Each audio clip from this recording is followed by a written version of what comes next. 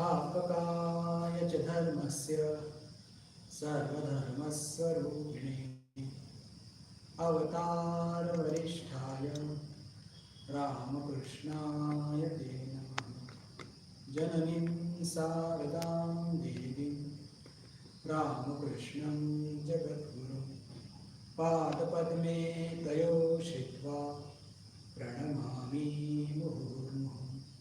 नमः श्रीयतिराजाय विवेकानन्दसूरये सच्चित्सुखस्वरूपाय स्वामिने तापहारिणे श्रुतिस्मृतिपुराणानाम् आलयं करुणालयं नमामि भगवत्पादं शङ्करं लोकशङ्करं शङ्करं शङ्कराचार्यं केशवं बादरायणं सूत्रभाष्यकृतौ वन्दे भगवन्तौ पुनः पुनः भगवन्तौ पुनः पुनः। नमस्कार. आपल्या सर्वांचं एकदा पुन्हा व्हर्च्युअल वर्गामध्ये स्वागत आहे. आज बुधवार आणि ठरल्याप्रमाणे आपण आज आत्मबोध या विषयावर चर्चा करणार आहोत. मागच्या भगवद्गीतेच्या वर्गामध्ये जवळपास अर्धा क्लास आपण लोक ऐकू शकलात नाही. आपल्यापैकी कोणी तो वर्ग ऐकला नाही, पण 4 लोकांनी मात्र ऐकला. 4 म्हणजे कोणते कोणते? एकतर ठाकूर मा स्वामीजी आणि चौथा मी. अशा 4 लोकांनी तो वर्ग अटेंड केला. पण आपण आपल्यापैकी कोणी तो वर्ग अटेंड करू शकला नाही. आणि नेटवर्क इश्यू असल्याने आणि दुसरं मला ते लक्षातच नाही आलं, कारण की मोबाईलचं बॅकसाईड माझ्याकडे असतं. पण आता मी थोडीशी व्यवस्थेत बदल केलेला आहे आणि एक दोन भक्तांना सांगितलं की तसं काही असल्यास मला कळवा.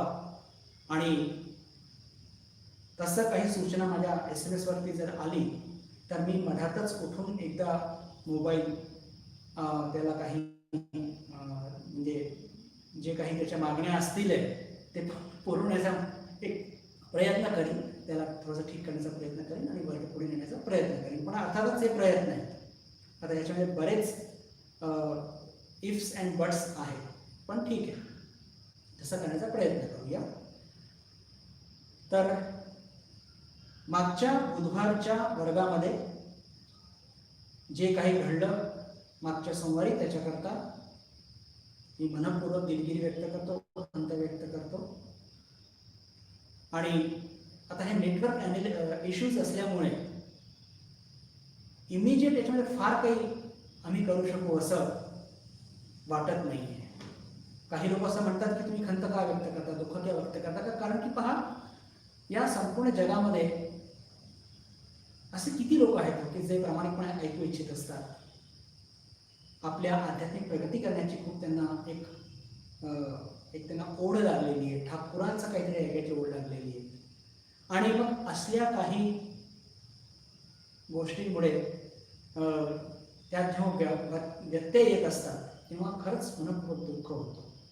आणि विशेष करून जेव्हा आपण काही करू शकत नाही तेव्हा खरंच खूप असं वाईट वाटतं की अरे, धर्माच्या नावाखाली तर बाकी ठिकाणी किती वाईट सगळं सुरू असतं. काही खरं पण सांगायलाच तयार नाही. फार कमी असे ऑर्गनायझेशन्स आहेत किंवा असे पंथ आहेत की जिथे खरंच धर्म याच्या सर्व चर्चा होत असते. आणि त्यातून खूप कमी लोक की जे या धकाधकीच्या जीवनामध्ये वेळ काढून आणि अत्यंत प्रामाणिकपणे, आतुरतेने, उत्साहाने वाट बघत असतात आणि त्यातून आपल्या ठाकूर असं काही खेळ करतात. आता त्यांच्याशिवाय त्यांना दोष देण्याशिवाय काही पर्याय नाही आहे. असं पण आपण आपल्या वर्गाकडे वळूया. मागच्या वेळेस आपण दुसरा श्लोक त्याची चर्चा केली होती. बोधोन्य साधनेभ्यो हि साक्षात मोक्षेक साधनम पाकस्य वन्निवत् ज्ञानम विना मोक्षो न सिद्ध्यति. मोक्ष किंवा मुक्ती ही प्राप्त करण्याकरता, मोक्ष किंवा मुक्ती प्राप्त करण्याकरता फक्त ज्ञान हेच एक माध्यम होऊ शकतं. अन्य ज्या सगळ्या गोष्टी असतात, श्रवण मनन निधिध्यासन, भक्ती, भजन, आरती, कीर्तन, उपासना, साधना, हे सगळे सहकारी साधन आहेत. म्हणजे आवश्यक आहेत, ते आवश्यक नाही असं याचा भाग नाहीये. आचार्य उदाहरण देऊन सांगतात की जसं स्वयंपाक करण्याकरता, अन्न शिजवण्याकरता अग्नी हे एक डायरेक्ट साधन आहे, एक साक्षात साधन आहे, आणि त्याच्याशिवाय अन्न शिजू शकत नाही. तांदूळ, गहू, भांडी, तेल, मसाले हे सगळे सहकारी साधन आहेत. पण साक्षात किंवा डायरेक्ट साधन काय आहे की ज्याच्यामुळे खरंच अन्न शिजत असतं, ते अग्नी. तसंच आत्मज्ञान प्राप्ती करता ज्ञान किंवा ज्याला म्हणूया की मोक्ष प्राप्ती करता ज्ञान हे साक्षात साधन आहे. याचा अर्थ आपल्याला श्रवण मनन निधिध्यासन किंवा या सगळ्या गोष्टी सोडायच्या यातला भाग नाहीये. बरं, यातला भाग सोडायचा नाहीये. सहकारी साधन पण तितकेच महत्वाचे आहेत. पण साक्षात मुक्ती ज्याने होणार आहे ते म्हणजे ज्ञानाने. मग हे सगळे श्रवण मनन निधिध्यासन उपासना यांनी काय घडत असतं? यांनी चित्त शुद्धी घडत असते, अज्ञान नाहीस होत असतं. चित्तशुद्धी झाली, अज्ञान नाहीस झालं म्हणजे काय? स्वयंप्रकाश आत्मा बिलकुल तयारच आहे. तो बोध आपल्याला घडवून येईलच, तो बोध जागृत होणारच. तर ही भूमिका आपली मागच्या श्लोकातली होती. आता त्याच विचाराला आचार्य पुढे नेत आहेत. आणि आधी मी श्लोक वाचतो, मग त्याचं आपण विवेचन करूया. अविरोधितया कर्म, श्लोक नंबर 3. अविरोधितया कर्म ना विद्याम विनिवर्तयेत, विद्याम अविद्याम निहंति एव तेजस्तिमिर संभवत. अविरोधितया कर्म न अविद्याम विनिवर्तयेत, विद्या अविद्या निहंति एव तेजस्तिमिर संभवत. आत्मबोधा या ग्रंथाचं वैशिष्ट्य की प्रत्येक सिद्धांत मांडत असताना आचार्यांनी काय केलेलं आहे, एक खूप सुंदर उदाहरण काहीतरी मांडलेलं आहे. आणि साधारण आपलं जे काय म्हणूया एक आपले जे एक पद्धत आहे की आपण आधी त्या जो उदाहरण दिलंय त्याची चर्चा करूया आणि मग सिद्धांताकडे जाऊया, म्हणजे ते आपल्याला सोपं जात असतं. तेजस तिमिर संभवत म्हणजेच काय की तेज म्हणजे प्रकाश हे काय करत असतं? तिमिर संभवत, जेव्हा गडद अंधकार असतो आणि त्या गडद अंधकाराला आपल्याला घालवायचं असेल तर मग काय करू शकतो आपण? तिथे प्रकाश आणू. कल्पना करा, एक मुलगा आपल्या घरात बसला आहे आणि संध्याकाळची वेळ आणि बिलकुल खूप घनदाट मेघ ढग आले आहेत आणि बिलकुल अंधकार झालेला आहे. संध्याकाळच्या वेळेस एकदम जशी रात्रच अंधकार असतो. आणि घाबरून समजा त्या मुलाने दारं खिडक्या बंद केल्या तर त्याने अंधकार वाढेल की कमी होईल? वाढेल. त्यांनी समजा दारं खिडक्या बंद केल्या तर जे काही थोडाफार प्रकाश बाहेरून येत होता खोलीमध्ये तो सुद्धा नाही असणार. पण जर त्याला अंधकार घालवायचा असेल तर त्याने काय केलं पाहिजे? लाईट्स ऑन केले पाहिजे किंवा मेणबत्ती लावली पाहिजे, लाईट्स नसतील तर. म्हणजे म्हणण्याचा अर्थ काय की अंधकार आणि प्रकाश हे दोघेही विरोधी आहेत, एक पक्षी नाहीये. एक पक्षी म्हणजे ज्यांच्यामध्ये विरोध नसतो. एक पक्षी कोणाला म्हणतो आपण की ज्यांच्यामध्ये विरोध नसतो. अजून एक छोटंसं उदाहरण घेऊया. एक मुलगा जेवायला बसला आणि चुकीने त्याच्या आईने खूप झणझणीत भाजी केली, एकदम तिखट. मुलाने पहिला घास तोंडात घेतला आणि त्याला त्याची जीभ पोळली, एकदम आगाग होऊ लागली. आता त्याच्या तोंडामध्ये जी आगाग होत आहे, तिखट लागत आहे, तर ते तिखट कमी करण्याकरता त्याने हिरवी मिरची खायची की काहीतरी गोड खायचं? जर हिरवी मिरची खाल्ली तर असलेला जे तिखटपणा तो अजून वाढेल. म्हणजेच काय, तिखट भाजी आणि हिरवी मिरची हे एकपक्षी आहेत. पण जर तो तिखटपणा जर तो जिभेला पोळतो आहे ते कमी करायचं असेल तर काय खाल्लं पाहिजे? काहीतरी गोड खाल्लं पाहिजे, साखर खाल्ली पाहिजे, लाडू खाल्लं पाहिजे. म्हणजेच काय, तिखटपणा आणि गोड हे विरोध आहे दोघांमध्ये. पण तिखटपणा आणि हिरवी मिरची हे एकपक्षी आहेत. अंधकार घालवायचा आहे तर काय करावं लागेल? प्रकाश, त्याची व्यवस्था करावी. हे अंधकार आपल्याला घालवायचा आहे तर प्रकाशची व्यवस्था करावी लागेल. एक किंवा जर आपल्याला तिखट आणि त्याच्यातून उद्भवणारी जे आपली ज्याला म्हणतो की जो त्रास आहे, आपली जीभ पोळ, तर आपल्याला काहीतरी गोड खाल्लं पाहिजे. म्हणजे विरोध, एक गोष्ट घालवायची असेल तर त्या गोष्टीच्या विरोधात ज्या गोष्टी असतात त्या आणल्या की पहिली गोष्ट ती नाहीशी होत असते. हे उदाहरणातून आपल्याला लक्षात आलं. आता आपण सिद्धांताकडे जाऊया. पुन्हा एकदा श्लोक वाचूया. अविरोधितया कर्म ना विद्याम विनिवर्तयेत. कर्म केल्याने अविद्येचा नाश होत नाही. अविरोधितया कर्म न अविद्याम विनिवर्तयेत. बंधुभगिनींनो, कर्म सिद्धांत पुन्हा सांगता एकदा. कर्म केल्याने अविद्येचा नाश होत नाही. आता हे सगळे टर्मिनॉलॉजी ऐकून थोडंसं डोकं गरगर करून करतं. अविद्या आणि काय कर्म असं काहीतरी आपल्या मनात येत असतं. त्याचा पण हळूहळू त्याचा उलगडा करूया. अविद्या म्हणजे काय? माया, प्रकृती. आपण सर्वजण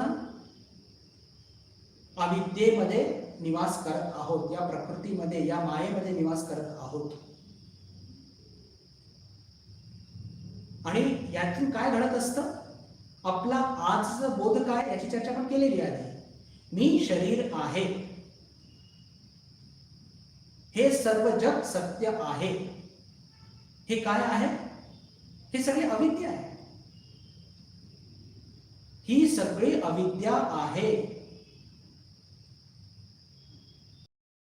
ज्ञान आहे, माया आहे. आणि जर ही अविद्या घालवायची असेल त्याच्याकरता काय केलं पाहिजे? पहिल्या श्लोकामध्ये ज्ञान प्राप्त केलं पाहिजे.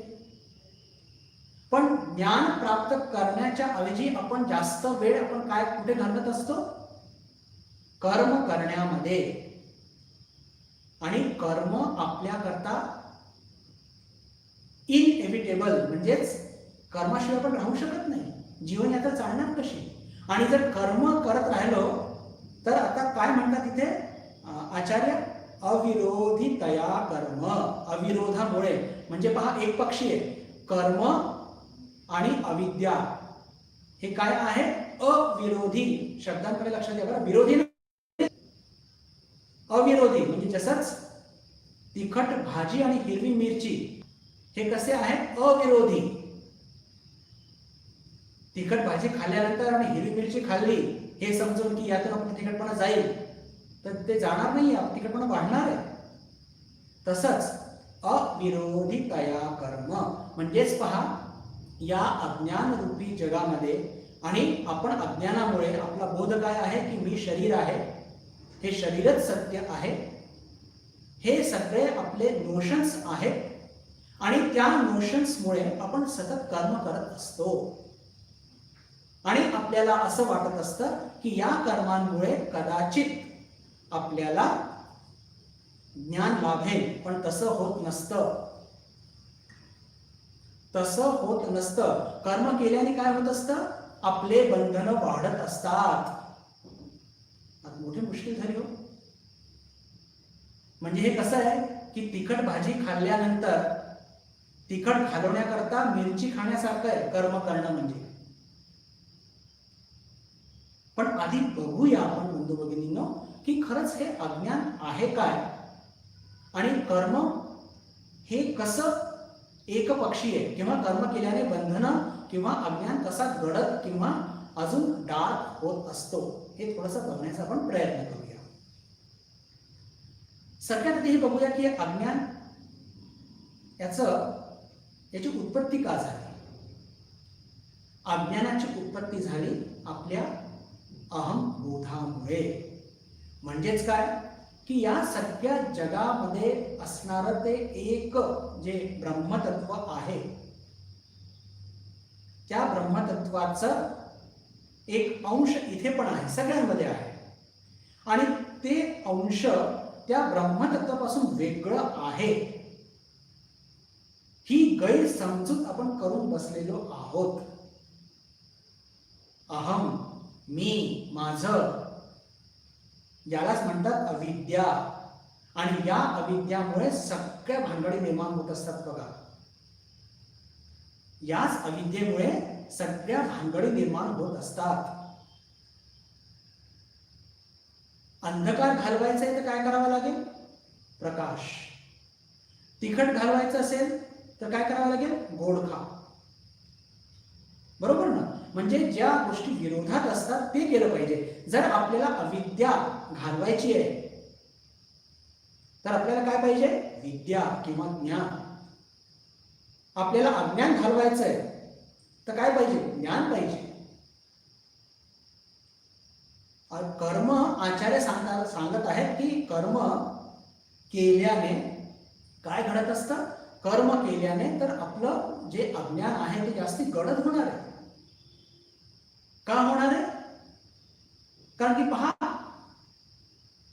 एका ठिकाणी खूप सुंदर एक सिद्धांत सांगितलेला आहे, आपण त्याची विवेचन करूया की कर्म जे आहे बंधू भगिनींनो,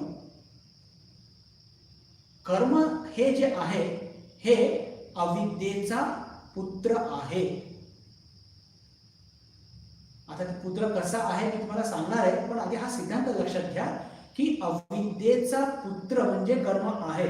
आता पुत्र म्हणजेच कर्म कधी विरोधात जाईल का? आधी आपण हे समजूया की हे जे कर्म आपण करत असतो, ज्याच्याशिवाय आपण या जगात राहू शकत नाही, आणि हे जे कर्म आहे या कर्माची हा पुत्र आहे आणि याची आई आहे अविद्या. तर कधी पण पुत्र आपल्या आईच्या विरोधात जाईल की आईच्या पक्षामध्ये जाईल? आईच्या पक्षातच जाणार. कसं, त्याचा काय सिक्वेन्स आहे, त्याचं काय लॉजिक आहे ते आपण थोडक्यात बघण्याचा प्रयत्न करूया. की पहा, हे अज्ञान, ही अविद्या, ही माया, ही कशामुळे जन्माला आलेली आहे? आपण आता चर्चा केली, अहंबोधामुळे. हे संपूर्ण विश्वामध्ये एकच ब्रह्मतत्व, एकच चैतन्य खेळत आहे.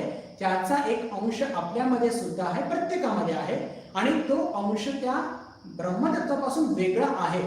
बस हा जो एक नोशन, मी शब्द काय वापरतोय लक्षात घ्या. नोशन म्हणजे कल्पना. चुकीची कल्पना, अजून एप्रोप्रिएट वर्ड आहे, ती चुकीची समजूत आपण करून बसलेलो आहोत आणि माझं अस्तित्व त्या जगापासून वेगळं आहे. दोन उदाहरणं मी नेहमी देत असतो, त्याची पुनरावृत्ती करतोय, संदर्भ आहे म्हणून. एक लहान मुलगा दुकानात जातो आई बरोबर. आई मला आज हत्ती पाहिजे, वाघ पाहिजे, पण ते असते साखरच. तर होतंय काय बंधू भगिनींनो, की आपणले जे आपल्यामध्ये अंश आहे त्या ब्रह्मतत्वापासून वेगळं आहे अशी समजून घे, म्हणजे आपली जी चुकीची समजूत झालेली आहे त्याच्यामुळे काय समजतो आपण की मी वेगळा आहे. जसं ते लहान बाळ समजतं, त्याला साखर दिसत नाही, त्याला हत्ती म्हणजे नाना रूप दिसत असतात. तसं आपल्याला या जगामध्ये नाना रूप दिसत असतात, त्याच्या मागचं जे चैतन्य आहे एकच, ते दिसत नसतं. आणि तीच आपल्या या अहम तत्वाची सगळ्यात मोठी चुकीची समजूत आहे, रॉंग नोशन आहे. दुसरं उदाहरण, समुद्राकाठी लाटा येत असतात, आपण प्रत्येक लाट ती वेगळी वेगळी आहे, नामरूपात्मक जग, त्याला आपण भुलून जातो, पण त्या नामरूपात्मक जगाच्या मागे एकच सत्ता खेळत आहे हे आपण विसरून जातो. आणि हाच आपला अज्ञान आहे, हीच आपली अविद्या आहे. आणि आता या अविद्येतून कर्म कसे घडतात किंवा कर्म या अविद्येला कसं अजून गडद करत असतात ते बघूया. की या अविद्येमुळे काय होतं, अहंबोध निर्माण होतो. नामरूपात्मक जग बघत असतो या अहंबोधामुळे, आणि मी त्या ब्रह्मतत्वापासून वेगळा आहे. मी वेगळा आहे तर मग काय होतं, मी आणि माझं, माझ्या वासना, माझ्या कामना, माझं घर, माझं जायचंय, तयारी सुरू आहे, 2 गाड्या माझ्याकडे आहेत, 3री गाडीची इतका माझा बँक बॅलन्स आहे, तो वाढवायचा आहे अजून, माझी बायको, माझी मुलं, मी माय, या सगळ्या रॉंग मोशननी या सगळ्या गोष्टी घडत असतात. आणि एवढंच नाही, ज्या आपण कमवतो त्या प्रयत्न करत असतो, एवढंच नाही तर आपल्याकडून त्या हिसकून कोणी घेऊ नये याच्याकरता आपण सतत भयभीत सुद्धा असतो. म्हणजे पहा, एक चूक त्याने एक अनंत चुकांची शृंखला निर्माण होत असते, अनंत चुकांची शृंखला निर्माण होत असते. मग पुढे काय घडतं, मग आता कर्म म्हणजे अहंबोध निर्माण झाला, मी आणि माझा निर्माण झालं, तर मग आता माझे 2 फ्लॅट झाले, मला 3रा रो हाऊस घ्यायचा आहे आता, मग त्याच्याकरता कर्म करा. 2 फ्लॅट माझे ऑलरेडी आहे, मला एक रो हाऊस घ्यायचा आहे, त्याच्याकरता काय करावं लागेल, मला कर्मच करावे लागतील ना. म्हणजे पहा, तो सिक्वेन्स काय झाला की अविद्या किंवा अज्ञान, त्याच्यातून निर्माण झालं अहंबोध, अहंबोधातून कामना, वासना किंवा मी आणि माझं, आणि मग त्या कामना आणि वासना पूर्ण करण्याकरता कर्म. याचाच अर्थ काय झालं की कर्माची उत्पत्ती जी होत असते ती अज्ञानामुळे होत असते. आणि जर कर्म आपण सतत करत राहिलो तर ते अज्ञान वाढणार की कमी होणार, स्पष्ट आहे. आपण सतत हे जे कर्म करत राहिलो तर होणार काय, कर्म केल्याने तुम्ही 2 फ्लॅट आणि 1 रो हाऊस नाही, 200 रो हाऊस जरी आपण विकत घेतले, बनवले, तरी त्यातून आपलं अज्ञान दूर होत नाही. आपलं अज्ञान म्हणजे होतंय काय की 200 रो हाऊस घेतल्यानंतर सुद्धा अज्ञान काही दूर होत नाही, आणि अज्ञान वाढतच आहे. का, भीती वाटते, अरे 200 रो हाऊस घेतले आणि त्यांचा रखरखाव कसं करायचा, मेंटेनन्स कसं करायचं, भाड्यामध्ये कोणाला हिसकून घेईल का, म्हणजे भीती पण कमी होत नाहीये आणि अज्ञान सुद्धा कमी होत नाहीये. ते ययाती जे आहेत ते काय स्पष्टपणे म्हणतात, न जातु कामाना भोगेन शाम्यति हविषा कृष्णवर्त्मैव सभूयाव वर्तते. म्हणजेच काय की कामना हे पूर्ण केल्याने कधी पण शांत होत नाही. त्याच्यामध्ये समजा म्हणजे अग्नी पेटलेला आहे आणि त्याला आपल्याला शांत करायचंय, तर त्याच्यामध्ये जर आपण तूप ओतलं तर ते अग्नी भडकेल की ती शांत होईल? भडकेलच. तसंच कामना म्हणजे जितक्या पण कामना आहेत आपण त्या सारख्या सारख्या पूर्ण करत राहिलो, त्याच्या मागे लागलो, याचा अर्थ काय की आपण आपल्यामध्ये असलेला जो अहंबोध आहे, आपल्यामध्ये असलेले जे अज्ञान आहे ते सतत वाढवत आहोत. ते कमी होणारच नाही. कमी का होणार नाही? कारण की पहा, अज्ञानाचं अजून एक वैशिष्ट्य असतं अपूर्णत्वाचं बोध. आणि ते अपूर्णत्वाचं बोध आपण काय करत असतो, त्याला म्हणजे आपल्याला ते बोचत असतं आणि आपल्याला काय वाटतं की अरे अजून 2 रो हाऊस घेतले ना बस त्याच्यानंतर निवांत बाबा. आणि 2 काय 4 रो हाऊस घेतल्यानंतर सुद्धा ते काही शांत बसत नाही आणि आपण अजून 4 रो हाऊस घेण्याची तयारी करत असतो. म्हणण्याचा अर्थ काय की हे जे अपूर्णत्वाचा बोध जो आपल्यामध्ये होत आहे अहंबोधामुळे की मी ब्रह्मतत्वापासून वेगळा आहे, हा अपूर्णत्वाचा बोध हा केव्हा जाणार की जेव्हा जेव्हा तो अहंबोध निघून जाईल, तो अज्ञान निघून जाईल आणि मी आणि ते ब्रह्मतत्व एक आहे हे मला जेव्हा ज्ञान लाभेल तेव्हा तो अहंबोध माझा नाहीसा होईल, ते अज्ञान नाहीसा होईल आणि ते अपूर्णत्वाचं बोध नेहमी करता जाईल. पण ते कर्म केल्याने नव्हे, ते कर्म केल्याने नव्हे, मग कशाने? ते ज्ञान प्राप्तीने जाईल. आणि ज्ञान प्राप्त करायचं असेल ते कसं? तर अविद्या नाहीशी करा. अविद्या नाहीशी करण्याकरता आपण काय करत असतो? कर्म करतो. म्हणजे उलटच करतोय की तिखट लागलेलं आहे आणि तिखट कमी करण्याकरता मिरची खातो. तर कसं होणार?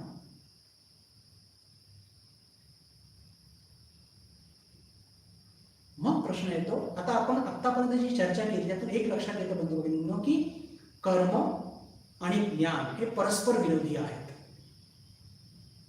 एकदम विरोधी आहेत. कर्म केल्याने आपले बंधन वाढत आहेत. काय म्हणतात आचार्य? अविरोधी तया कर्म ना विद्याम विनिवर्तये. कर्म केल्याने म्हणजे कर्म आणि अविद्या हे एकपक्षीय अविरोध आहे. कर्म केल्याने आपले बंधन प्रगाढच होणार, कमी होणार नाही. आपली माया वाढणार, आपली अविद्या वाढणार, आपलं अज्ञान वाढणार. आपल्याला तर मुक्ती पाहिजे. मग प्रश्न येतो, काय महाराज आणि सर्वांनी संन्यास घ्यायचा की काय? बिलकुल नाही. शास्त्रांमध्ये सोल्युशन दिलेलं आहे.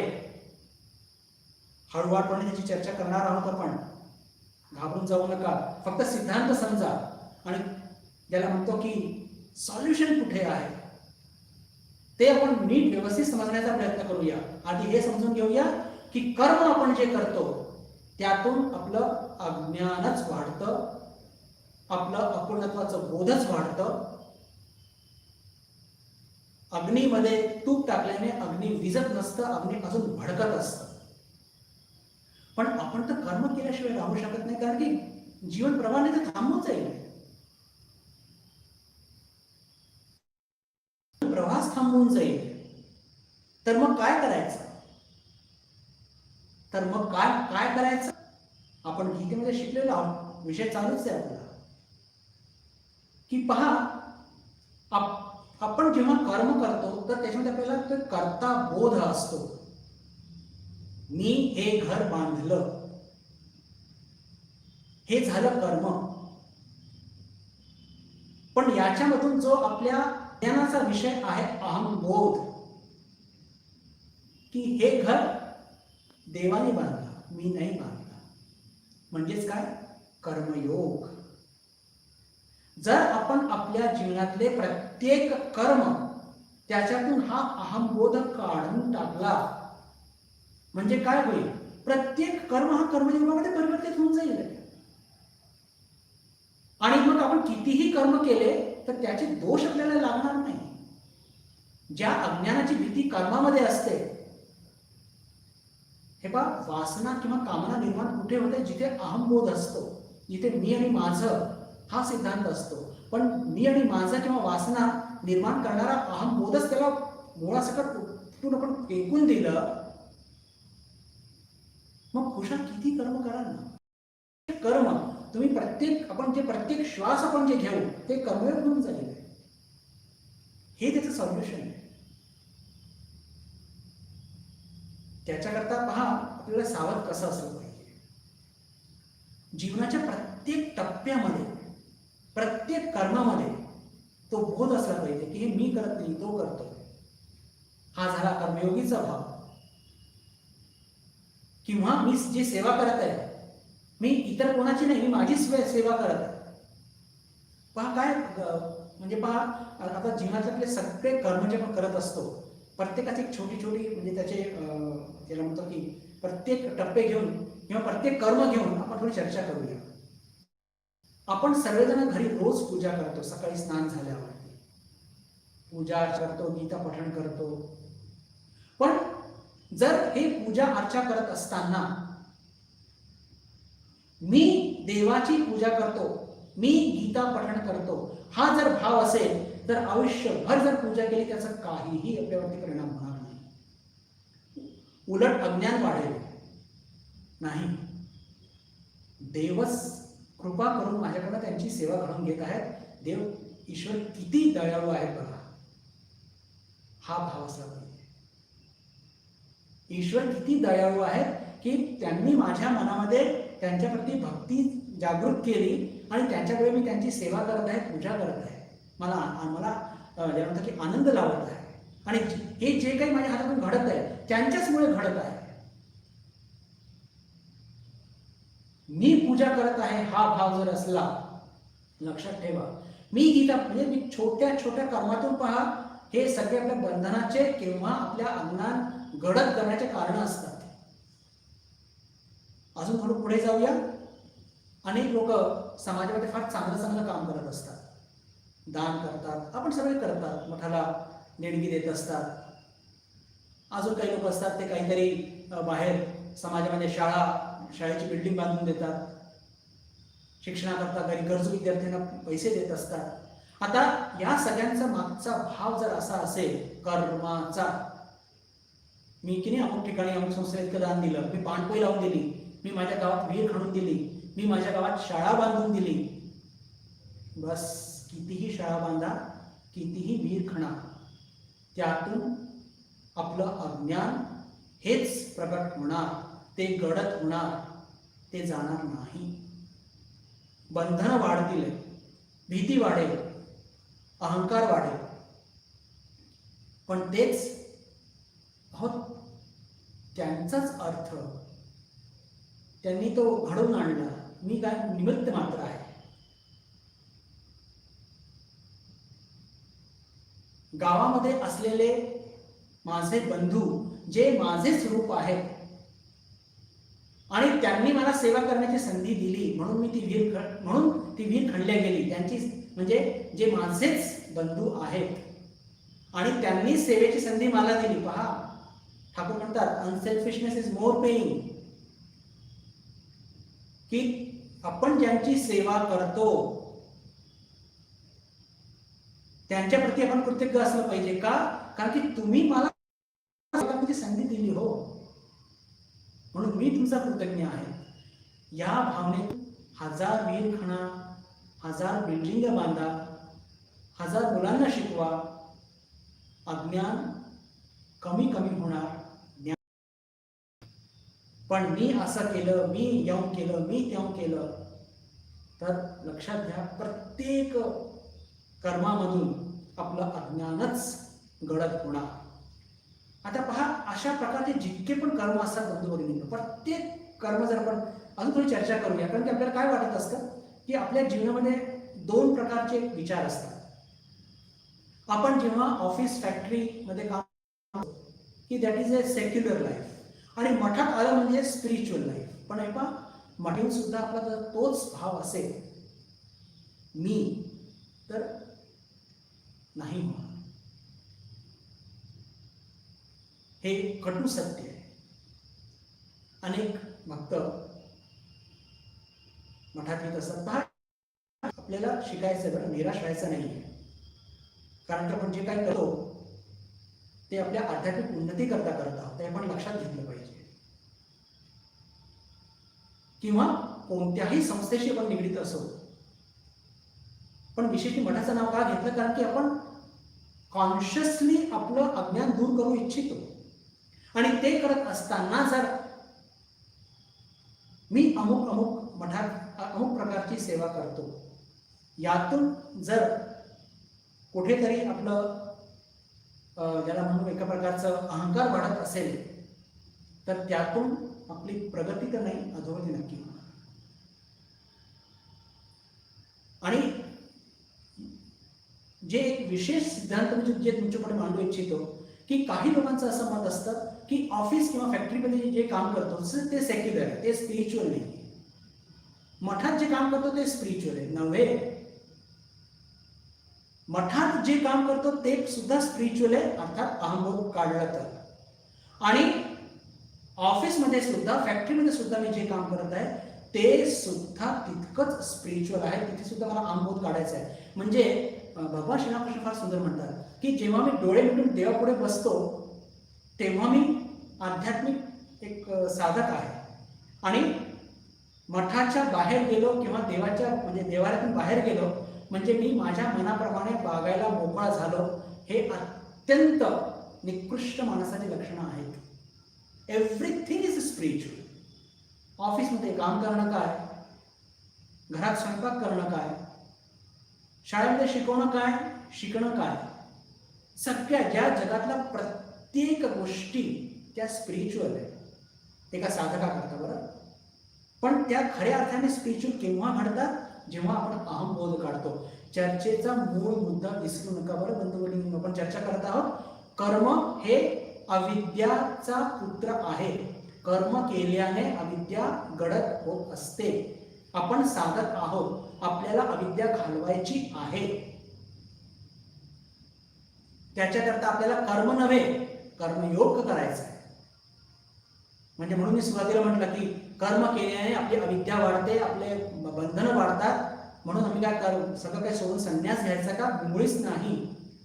अरे रामकृष्ण मिशनचे संन्यासी सुद्धा कर्म म्हणजे कर्मयोग करायचा. ठाकूर महाराजांनी इतके सगळे कर्मयोग केलेला आहे, तो आपला आदर्श आहे.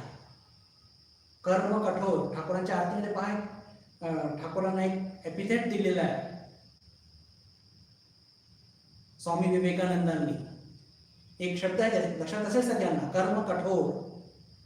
ठाकूरांचे कर्म कठोर म्हणजे त्यांनी साधनेच्या रूपामध्ये केलेली आहे. आणि ते कोणा करता? तुमच्या आणि माझ्या करता. अहंबोध नव्हताच. तर म्हणण्याचा अर्थ काय की कर्म अविद्या वाढवणारा असला, अविद्या घडत करणारा असला तरी घाबरायची आवश्यकता नाही. आपण साधक आहोत, आपल्याला मोक्ष पाहिजे, मुक्ती पाहिजे. आणि ती आपल्याला कशी लाभेल? तर ज्ञानानेच मुक्ती होत असते. ज्ञान कसं लाभेल? अज्ञान दूर करून. मुक्ती प्राप्त होईल ज्ञानाच्या माध्यमातून, किंवा ज्ञान प्राप्त झालं म्हणजे मुक्ती झाली. ज्ञान कसं प्राप्त होईल? जर अज्ञान दूर केलं तर. अज्ञान दूर कसं होणार? कर्मयोग केल्याने. कर्म केल्याने अविद्या किंवा अविद्या वाढत असते. शब्दांची घालमेल नाही होते ना, मी जास्तच खूप तडण नाचतोय जरा, पण सब्जेक्ट मोठा इंटरेस्टिंग आहे आणि त्याच्यामध्ये लॉजिक फार महत्वाचं आहे. आणि आपण कर्म केल्याशिवाय राहू शकत नाही. आपण साधारण साधक आहोत. आणि मुक्ती म्हणजेच ज्ञान प्राप्त करणं. ज्ञान कसं प्राप्त होईल? अविद्या किंवा अज्ञान दूर करून. अज्ञान दूर कसं होईल? आपण तर कर्म करत असतो आणि कर्म आणि अज्ञान किंवा अविद्या हे एकपक्षी आहे. तर आपण कर्म करत नाही, आपण कर्मयोग करतो किंवा करण्याचा प्रयत्न करतो असं म्हणणं हे खूप चांगलं आणि व्यवस्थित होईल. किंवा प्रयत्न करत आहोत. स्वामी विवेकानंदांनी बंधुभगिनींनो हे जे अजून एक आपली एक गोष्ट राहून गेली, त्याची चर्चा करून घेऊ. दोन सिद्धांत राहून गेले. म्हणजे जे कर्माचे विभिन्न प्रकार आपण चर्चा करत होतो की आपण साधारणपणे समाजामध्ये बघत असतो की काही लोक फार नैतिकतापूर्ण जीवन जगत असतात. आपले कर्तव्य खूप चांगले पार पडतात. आपल्या कामाच्या ठिकाणी खूप चोखपणे काम करतात, कोणत्याही प्रकारचा भ्रष्टाचार करत नाही. पहा, या सगळ्या गोष्टी खूप चांगल्या आहेत, कौतुकास्पद आहे. पण लक्षात ठेवा, हे मुक्ती करता म्हणजे वरच्यावर बघितलं तर या सगळ्या गोष्टी ते कर्तव्य पालन करत आहेत, पण पुन्हा ते कर्मच करत आहे. आपली स्थिती जी आहे ही या सगळ्यापेक्षा फार वरची आहे, लक्षात घ्या. आपण कर्मयोग आचरणात आणण्याचा प्रयत्न करत आहोत का? कारण की आपण साधक आहोत, आपल्याला मोक्ष पाहिजे. आणि कर्तव्य पार पाडल्याने कधीही अज्ञान दूर होत नाही, हे लक्षात ठेवलं पाहिजे. गीतेमध्ये चर्चा केलेली आहे आपण की कर्तव्य चांगले आहेत, त्यातून आपल्याला पुण्य लाभत असतं, पण शेवटी पुण्य हे सुद्धा काय आहे? ही सोन्याची साखळी आहे. हो, आपल्याला आपलं उद्दिष्ट फार मोठं आहे, लक्षात घ्या. आपलं उद्दिष्ट फार मोठं आहे, लक्षात घ्या. आणि म्हणून आपल्याला म्हणजे कौतुक वाटतं अशा लोकांचं की जे फार नैतिक असतात, कर्मप्रवण असतात, कर्तव्यनिष्ठ असतात. पण साधक या दृष्टीने बघितल्यानंतर ती पातळी अतिसामान्य आहे एका कर्मयोगीपेक्षा, म्हणजे आपल्यापेक्षा. कारण आपण कर्मयोग आचरणात आणण्याचा प्रयत्न करत आहोत, म्हणून सांगतोय. अजून एक टप्पा आपण बघूया, आणि तो म्हणजे की पहा, आपण सर्वजण आताच्या केली की कर्म हे अज्ञान वाढवणारं असतं, अविद्या गडद करणारं असतं. आपण सर्वजण आधी अनेकदा असं होत असतं की भक्तांमध्ये अशी चर्चा होत असते की अमुक अमुक खूप जपध्यान करतो, किंवा ती व्यक्ती स्वतः सांगते की मी इतकं जपध्यान करतो, 2 तास सकाळी, 3 तास संध्याकाळी, मी हे करतो, मी ते करतो. आणि त्याचा कुठेतरी एक थोडासा एक ज्याला म्हणूया की एक अभिमान सुद्धा असतो. आता पहा की आयुष्यभर मी साधना करतो, मी उपासना करतो, अशा प्रकारचा बोध घेऊन एक साधकाने आयुष्यभर साधना केली तर त्याला काय प्राप्त होईल? आता जी चर्चा केली तुम्ही त्याच्या परिप्रेक्ष्य, त्याच्या संदर्भात तुम्ही हा विचार करा. केवढा भयावह विचार आहे, किती भीती दाखवणार आहे. आणि म्हणून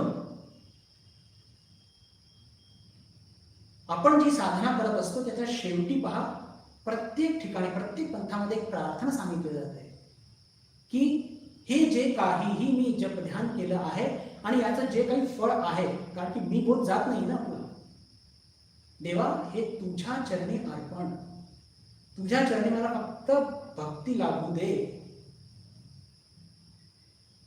आणि जर या सगळ्या गोष्टींचा म्हणजे पहा, उपासना आपण म्हणतो की ही मुक्ती देणारी असते किंवा मुक्तीकडे नेणारी असते, हे जास्त अप्रोप्रिएट वाक्य आहे.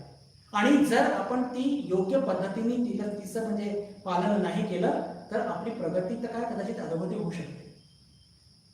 ज्या उपासनेच्या माध्यमातून आपण मुक्ती प्राप्त होईल अशी ती बोट आहे असं आपण समजून बसलेलो आहोत त्या बोटीमध्ये, तर ती बोट हलतच नाही. म्हणून बंधू भगिनींनो, पहा, लक्षात घ्या की वेदांतामध्ये उपासना सुद्धा कर्म आहे, जर त्यातून अहमबोध नाही काढला तर. हे वाक्य ऐकून अनेकांना कदाचित कंप भरेल. अरे, उपासना करत आहोत आयुष्यभर, तुम्ही त्याला कर्म म्हणता? अहो, कर्म का म्हणतोय? कारण की त्यात आपल्या अहमबोध नाही काढला असेल तर. आणि म्हणून ती शेवटची प्रार्थना ती हमखास केलीच पाहिजे. आणि भगवान श्रीरामकृष्णांनी सुद्धा म्हटलेलं आहे की कधी पण आपल्या साधनेच्या संपर्कात आपल्या गुरूंशिवाय किंवा आपले जे श्रद्धाचे स्थान असतात इतर जे स्वामीजी लोक, त्यांच्या व्यतिरिक्त कोणापुढे कधीही बोलू नये. त्यातून नाहीतर आपलं अकल्याण होत असतं. का म्हटलं गेलेलं? नाही तर मग ते कर्म घडलं. मी ते इतकं ध्यान करतो, मी तितकं जप करतो, मी हे वाचतो, मी ते वाचतो, त्यातून काय होत आहे? आपला अहंकार नुसता पुष्ट होऊन राहिला, बाकी काही घडत नाही. आणि अहंकार तुष्ट झाला म्हणजे आपल्याला ते लौकिक आनंद मिळत असतो. ख्रिश्चन थिओलॉजीमध्ये याला म्हणतात होलियर देन गाव. तुमच्यापेक्षा मी श्रेष्ठ आहे का? मी जास्त जप करतो, मी सगळे उपनिषद वाचतो, मी व्याख्यान देऊ शकतो. यातून काय घडणार नाही. तर हे पण आपण सगळे वेगवेगळे टप्पे बघितले बंधू. आणि त्याचा म्हणजे सिद्धांत काय घ्यायचा? सिद्धांत हाच घ्यायचा की पहा, आपण मोक्षार्थी आहोत, मुक्ती आपल्याला पाहिजे. मुक्ती मिळेल ज्ञानाने. ज्ञान कसं मिळेल? अज्ञान दूर करून. अज्ञान दूर कसं होईल? कर्म केल्याने नाही होणार, आणि कर्म केल्याशिवाय आपण राहू शकत नाही. म्हणूनच काय की आपण कर्मयोग केला पाहिजे. कर्मयोगचा अभ्यास करत असताना काय होतं? अहंबोध निघून जातो. अहंबोध निघून गेला की ती जी अविद्या आहे ती नाहीशी होते आणि आपल्याला हळूवारपणे ज्ञान प्राप्त होत असतं. ज्ञान प्राप्त झालं म्हणजेच ती मुक्ती. म्हणूनच कर्म हे अविद्या वाढवणारं असतं, आणि म्हणूनच आपण कर्मयोग करायचा, कर्म नाही. आपली उपासना सुद्धा तिच्या संदर्भात कधीही आपल्या मनामध्ये कोणताही प्रकारचा अहंकार नसला पाहिजे, किंवा जे काही साधन भजन आपण करत असतो त्याच्या संदर्भात मुळीच कोणाची, फक्त आपल्या गुरूंशी किंवा जे आपल्याला गुरूंसाठी जे श्रद्धाचे स्थान असतात त्यांच्याशी आपण चर्चा करावी, आणि तेही काही अडचण नसेल तर. नाहीतर आपण आणि आपले ठाकूर हे अतिशय महत्वाचा सिद्धांत आहे. नाहीतर आपली उपासना सुद्धा कर्मात परिवर्तन होऊन जाईल, आणि आपलं अज्ञान, आपली अविद्या ती अजून तितकीच गडद होत जाईल. म्हणजेच काय, एका वाक्यात या सगळ्या चर्चेचं जर आपण एक गोषवारा घेतला तर काय त्याचा अर्थ होईल की आपल्या जीवनातून हा अहंबोध, हा कर्ताभाव काढा बस. म्हणजे काय होईल? अविद्या राहणारच नाही. अहंबोध नाही राहिला तर अविद्या राहणार नाही. अविद्या नाही राहिली तर मग काय होईल?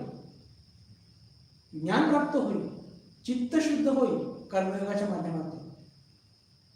अविद्या दूर झाली, चित्त शुद्ध झालं म्हणजेच काय? ज्ञान प्राप्त झालं, आणि तीच तर मुक्ती आहे.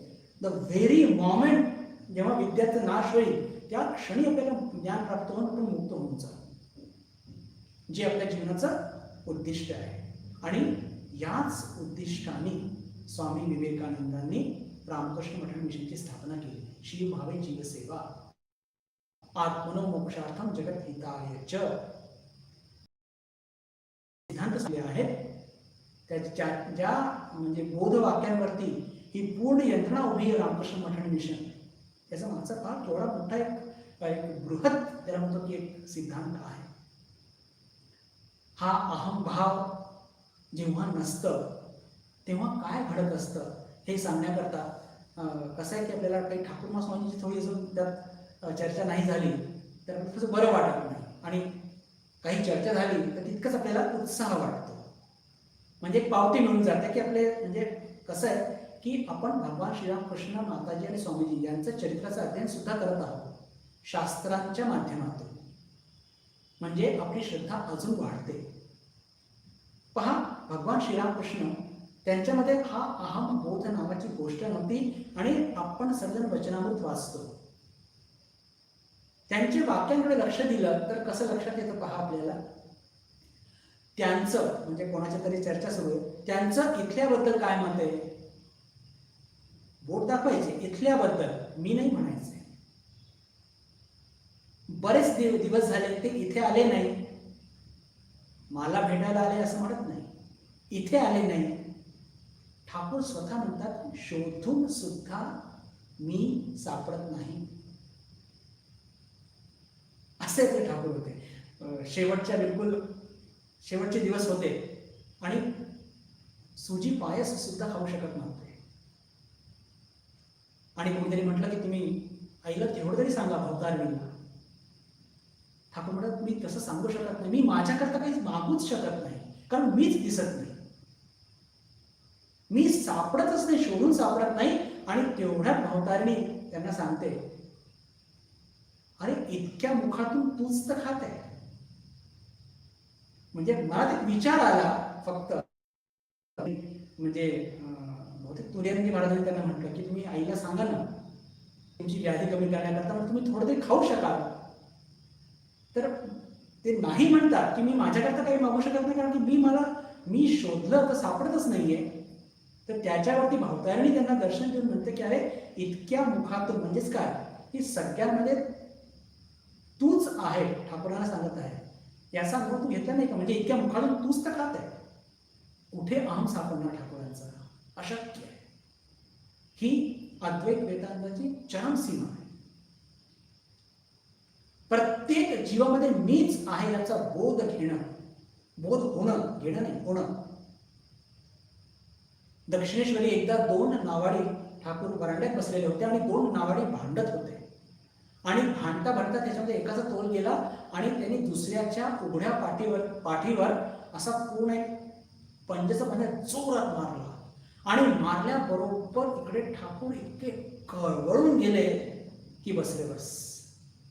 आणि जोराने ते म्हणजे असह्य झालं त्या वेदना, म्हणून ते ओरडू लागले आणि जवळच पास कुठेतरी हृदय होता, तो धावत धावत आला, मामा काय झालं, मामा काय झालं? तर ठाकूरशी पाठ स्वतःची चोरण्याचा प्रयत्न करत होते. त्यांना लक्षात येईना कोणी मनुष्य दिसत नाहीये. त्यांनी त्यांचं ते पाठ बघितली तर पूर्ण पंजा तो मारलेला,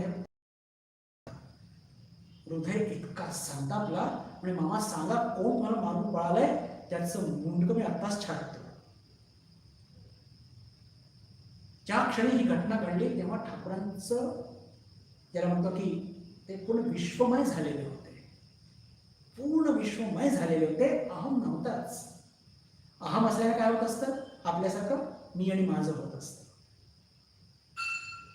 ठाकूर जेव्हा समाधीतून खालती यायचे ना, सत्व गुण घेऊन त्यांना राहावं लागायचं.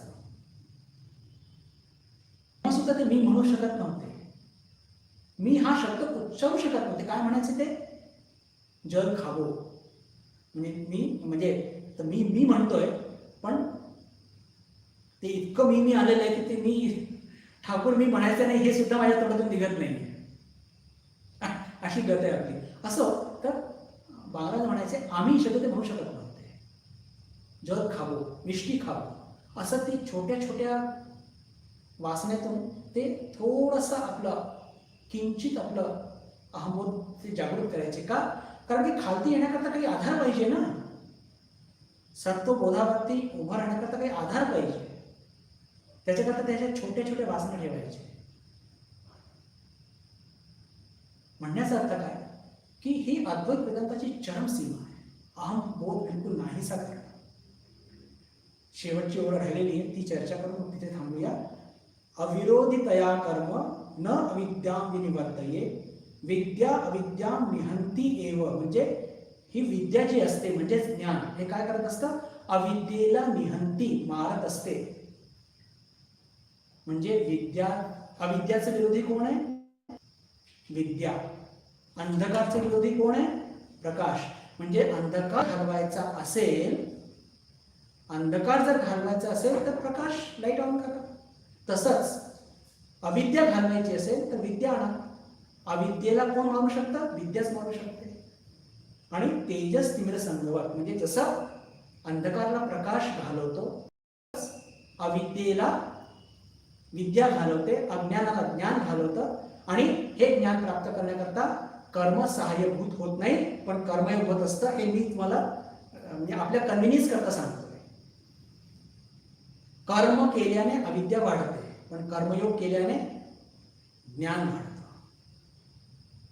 कर्म केल्याने अविद्या वाढते, कर्मयोग केल्याने अविद्या कमी होते आणि ज्ञान वाढतं. हे आपण लक्षात ठेवायचं. स्वामीजींच्या जीवनातला सुद्धा एक फार बोलका प्रसंग आहे की पहा, स्वामीजींच्या जीवनामध्ये सुद्धा अहम बिलकुल नव्हता. स्वामीजींनी इतकं सेवा कार्य घडवून आणलं.